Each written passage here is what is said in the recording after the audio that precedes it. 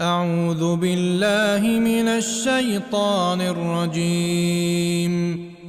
بسم الله الرحمن الرحيم. والنجم إذا هوى ما ضل صاحبكم وما غوى وما ينطق عن الهوى إن هو إلا وحي يوحى علمه شديد القوى ذو مرة فاستوى وهو بالأفق الأعلى ثم دنا فتدلى فكان قاب قوسين أو أدنى فأوحى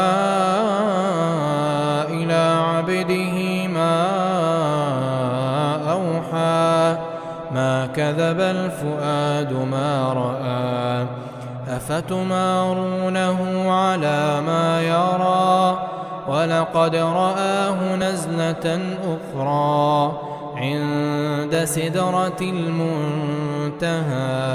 عندها جنة المأوى إذ يغشى السدرة ما يغشى ما زاغ البصر وما طغى لقد رأى من آيات ربه الكبرى أفرأيتم اللات والعزى ومناة الثالثة الأخرى ألكم الذكر وله الأنثى تلك إذا قسمة ضيزى إن هي إلا أسماء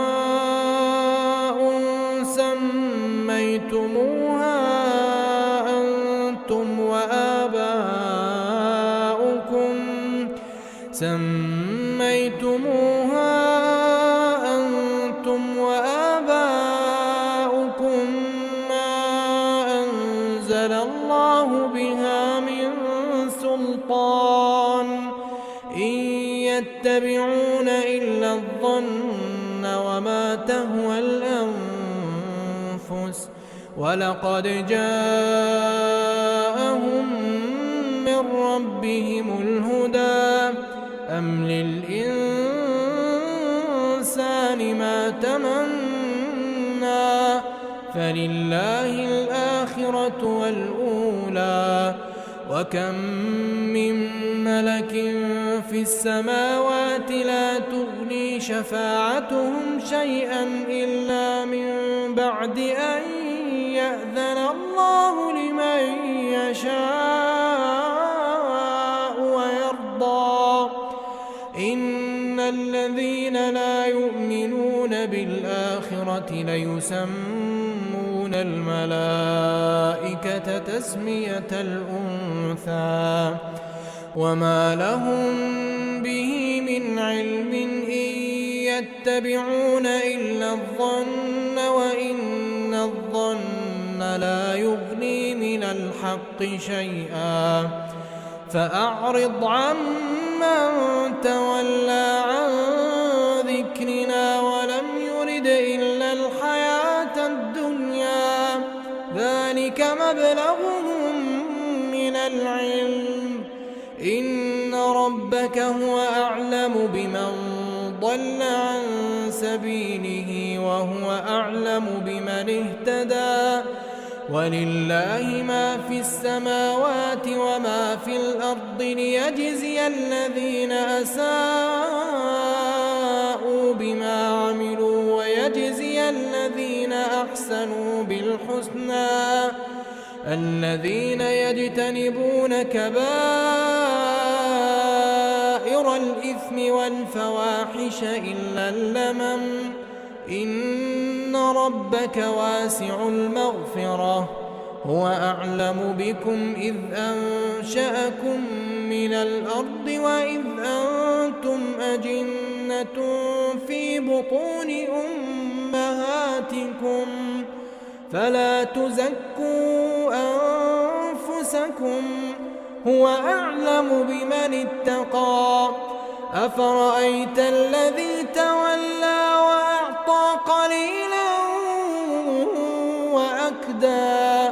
أعنده علم الغيب فهو يرى أم لم ينبأ بما في صحف موسى وإبراهيم الذي وفى ألا تزر وازرة وزر أخرى وأن ليس للإنسان إلا ما سعى وأن ليس للإنسان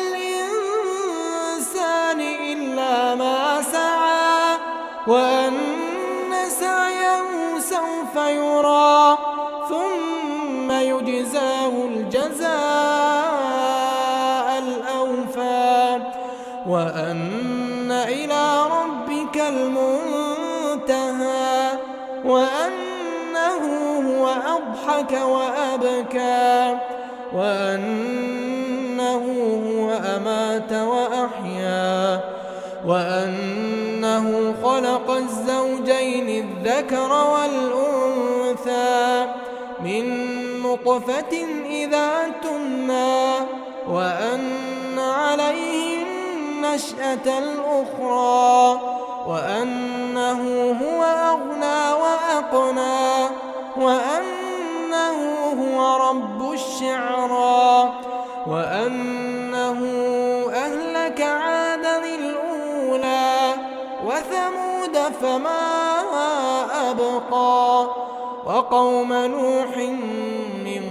قبل إنهم كانوا هم أظلم وأطغى والمؤتفكة أهوى فغشاها ما غشى فبأي آلاء ربك تتمارى هذا نذير من النذر الأولى أزفت الآزفة ليس لها من دون الله كاشفة أفمن هذا الحديث تعجبون وتضحكون ولا تبكون وأنتم سامدون فاسجدوا لله واعبدوا